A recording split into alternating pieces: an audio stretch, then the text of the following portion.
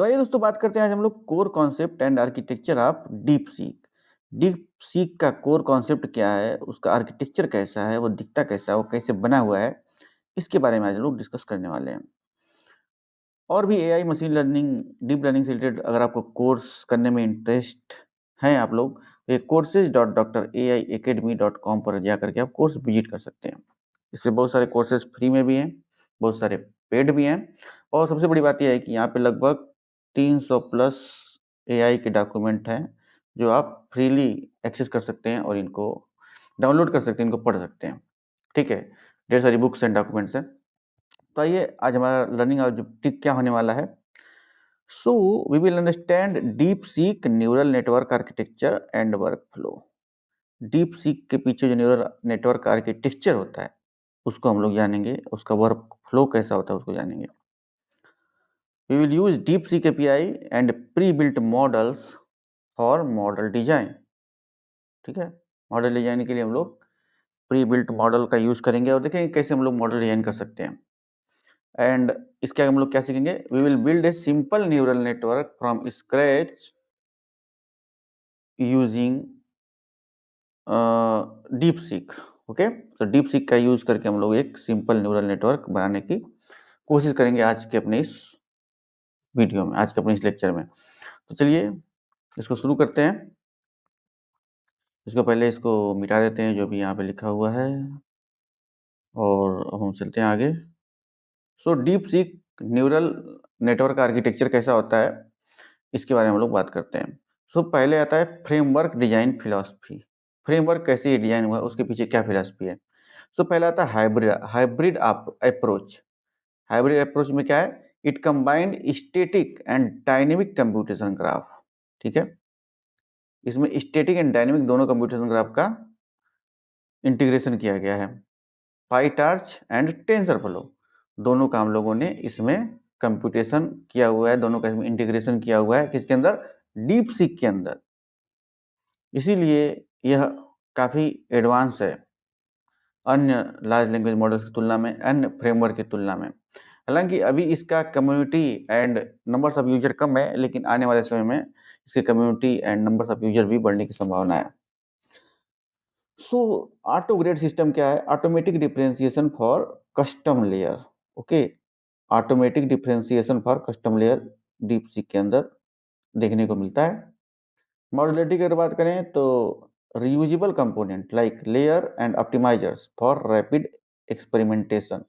सो layers आप लोग पता ही है कि इनपुट लेयर होती है, इनपुट लेयर होती है, फिर बीच में हिडन लेयर होती है, एक अपनी आउटपुट लेयर होती है। ये सभी के सभी लेयर्स आपस में कनेक्टेड होती हैं। ये न्यूरॉन्स होते हैं, ये न्यूरॉन, हर एक न्यूरॉन दूसरी लेयर के हर एक न्यूरॉन से कनेक्टेड होता है। ठीक है, ये अपना इनपुट लेयर होती है, ये हिडन लेयर होती है, ये अपना आउटपुट लेयर होती है।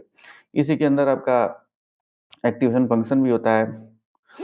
ठीक है, इसके अंदर फिर आपका sigmoid function, softmax function, 10H activation function, ये सभी एक्टिवेशन फंक्शन काम करते हैं जिस जिस हिसाब से हमारी रिक्वायरमेंट है उसके हिसाब से।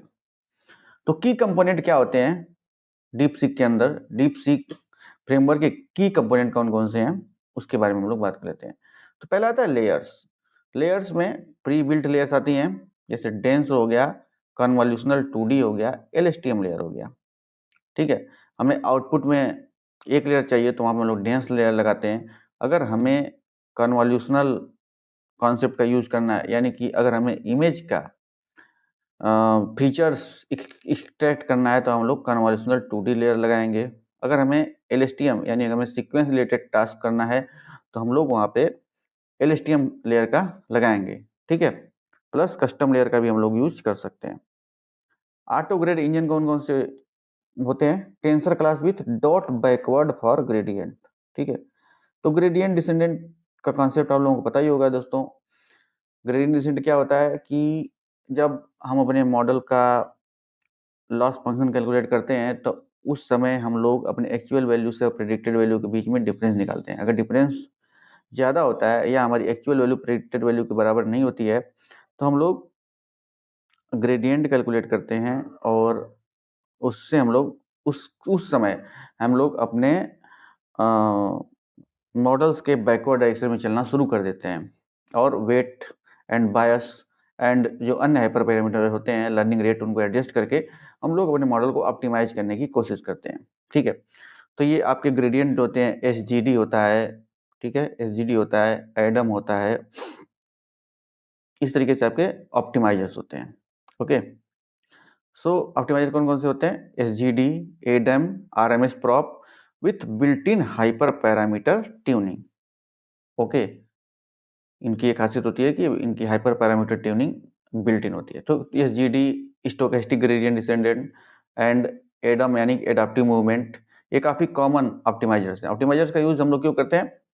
हमारे मॉडल्स का लॉस फंक्शन कम करने के लिए, अपने मॉडल की परफॉर्मेंस को बढ़ाने के लिए, एरर को कम करने के लिए हम लोग ऑप्टिमाइजर्स का यूज़ करते हैं।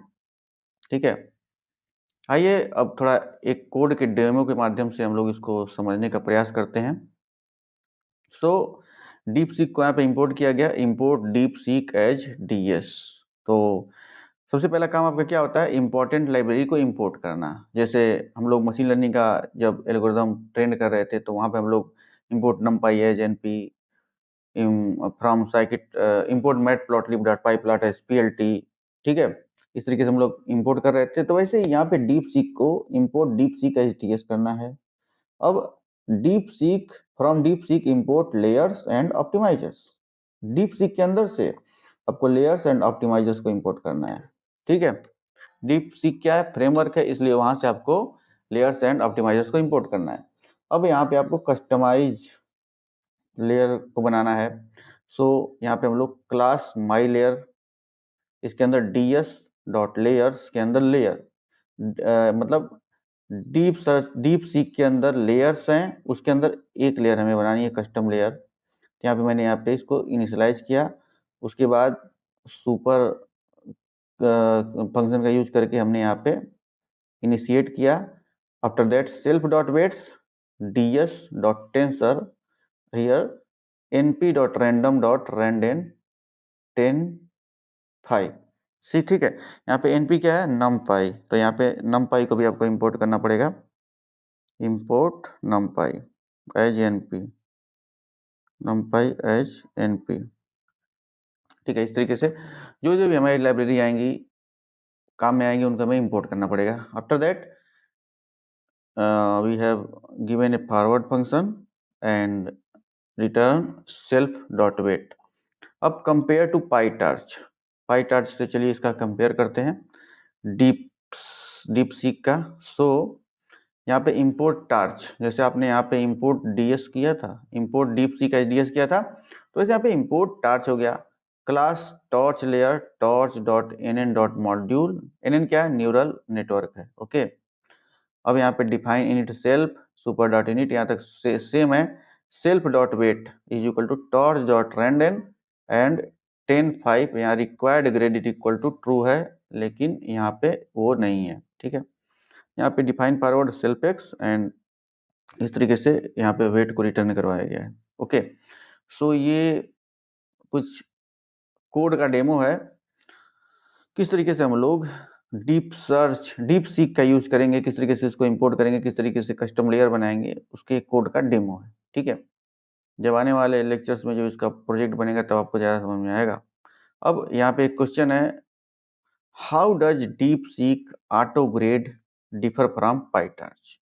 ये आपके लिए क्वेश्चन दिया जा रहा है दोस्तों, आप इसको आप खुद अटेम्प्ट करने का प्रयास कीजिएगा, नेट में सर्च कीजिएगा, डीप सीक से पूछिएगा, चैट जीपीटी से पूछिएगा और ये क्वेश्चन का जवाब देने का प्रयास आप लोग करेंगे। नाउ वर्क फ्लो के बारे में बात कर लेते हैं, data to deployment. Okay, data to deployment, workflow and how to deploy the data. So step by step workflow. सबसे पहला काम क्या होता है? डेटा इंजेक्शन करवाया जाता है। ओके, तो कैसे हम लोग करेंगे?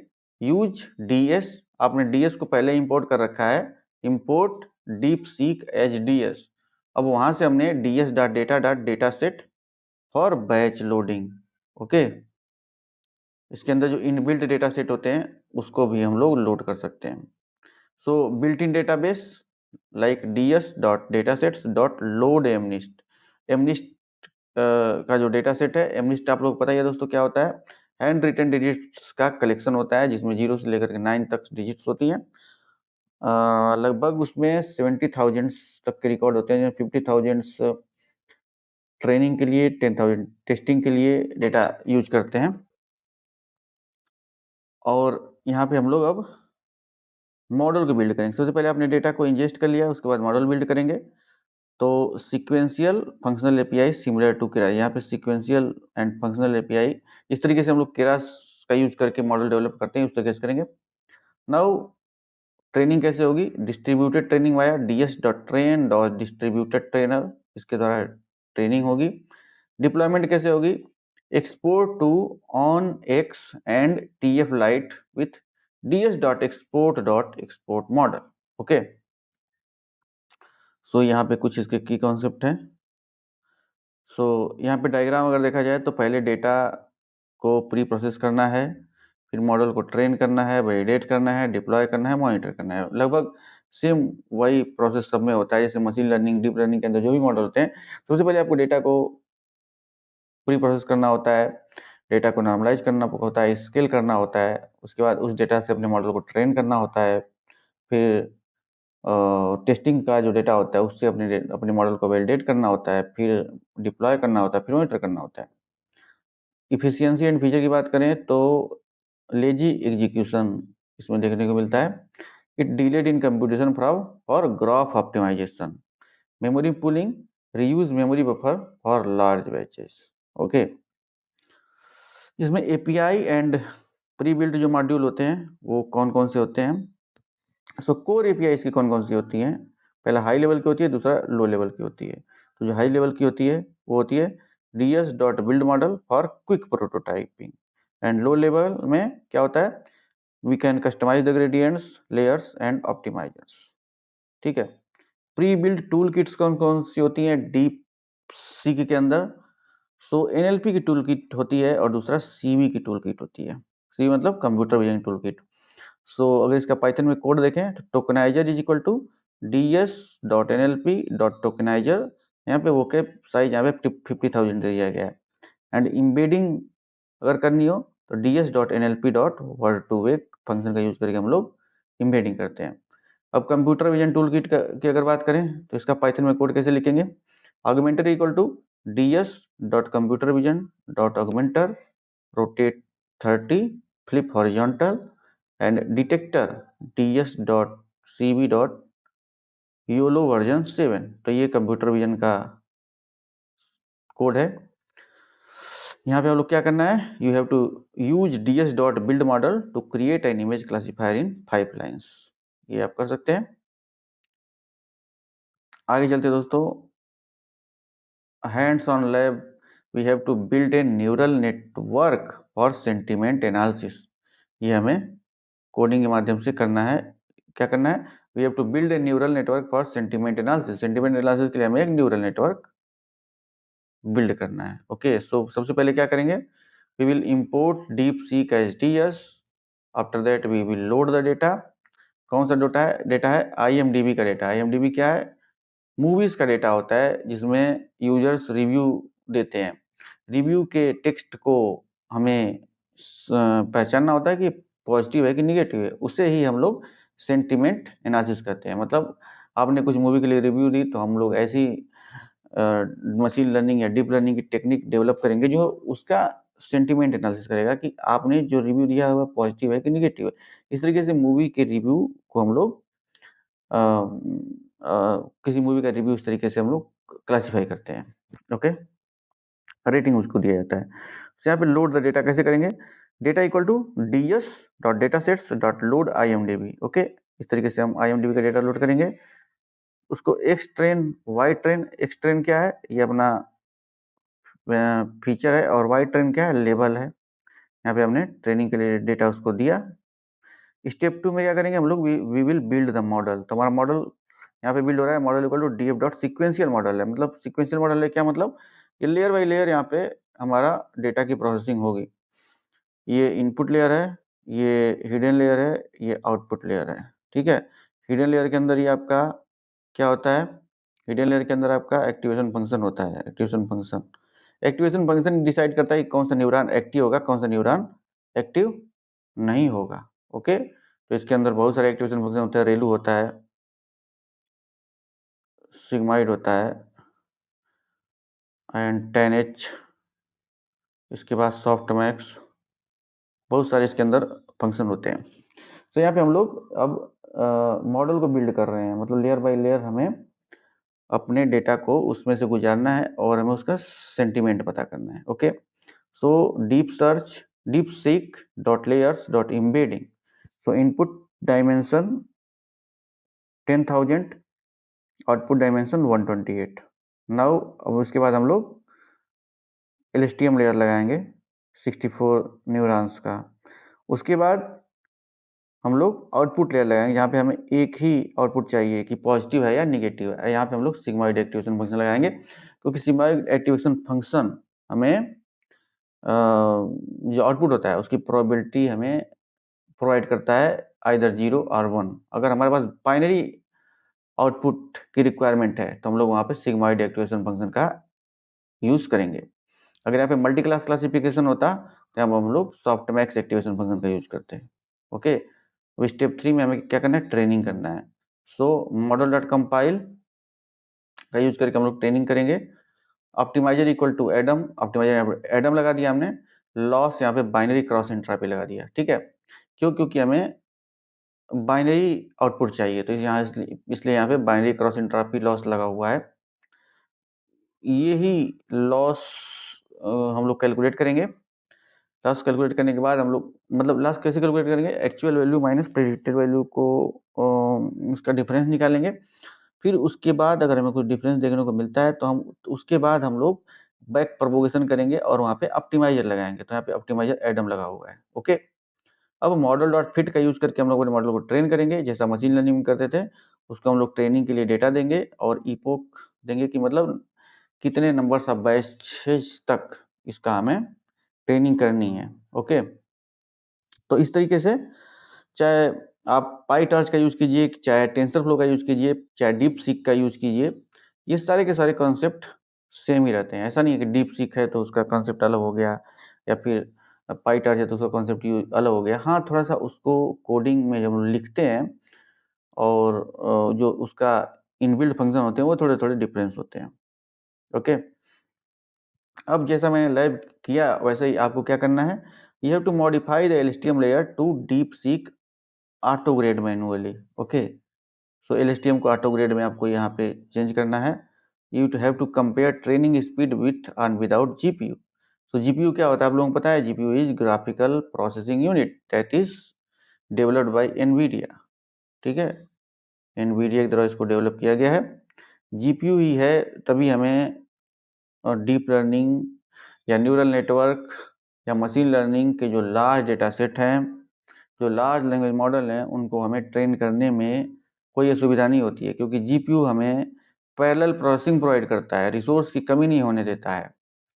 ठीक है, इसमें मल्टीपल थ्रेड एक साथ प्रोसेस हो सकती हैं breaking without breaking anyone, without disturbing anyone. So इसीलिए हम लोग जीपीयू का यूज करते हैं। ओके, अब थोड़ा देख लेते हैं भाई ट्रबल शूटिंग का क्या है, कैसे है। सो यहाँ पे जैसे कि कॉमन एरर जो आती हैं उसके बारे में देखते हैं। सो एरर और सॉल्यूशन। सो टेंसर शेप अगर मिसमैच हो गया तो we will use model dot summary to debug layer dimension. Okay, we will use model dot summary to debug the layer dimension. NaN error अगर मान लीजिए नैन loss की error आ जाएगी तो विल नॉर्मलाइज इनपुट डेटा और रिड्यूस लर्निंग रेट। पूरा out of memory की error आ गई तो विल रिड्यूस बैच साइज और इनेबल मिक्स्ड प्रिसीजन। ओके, सो इस तरीके से ये रहा आज का हमारा lecture, that is about core concept and architecture of deep seek. अब आपका जो क्वेश्चन आपको करना है, can deep seek handle graph neural network? क्या ग्राफिकल न्यूरल नेटवर्क को डीप सीक हैंडल कर सकता है? How to visualize computation graph, computation graphs को कैसे विजुलाइज करेंगे? ये दो क्वेश्चन है आपके लिए। नेक्स्ट मॉड्यूल हमारा होने वाला है data handling pre-processing and augmentation, we will turn messy raw data into clean training pipelines. इसलिए बहुत इंटरेस्टिंग होने वाला है. So आज हमने क्या क्या देखा? We have seen DeepSeek architecture balances flexibility and ease of use. Pre-built module for the NLP and computer vision. Workflow optimization enable scalable training. Okay. अगर DeepSeek के बारे में और भी ज़्यादा इंफॉर्मेशन चाहिए तो आप DeepSeek की वेबसाइट पे खुद जा सकते हैं या उसका फिर गिटहब का जो पेज है इसको आप एक्सेस कर सकते हैं. यहाँ पे DeepSeek के बारे में introduction, model summary, model deployment, evaluation result, सभी चीज़ें यहाँ पे दी हुई हैं. ठीक है, तो यहाँ पे आप ज़्यादा इंफॉर्मेशन पा सकते हैं. ओके, सो ये रहा दोस्तों आज का लेक्चर. नेक्स्ट लेक्चर हमारा होने वाला डेटा हैंडलिंग इन DeepSeek. तो मिलते हैं फिर नेक्स्ट लेक्चर में. Till then keep exploring and keep learning machine learning and deep learning.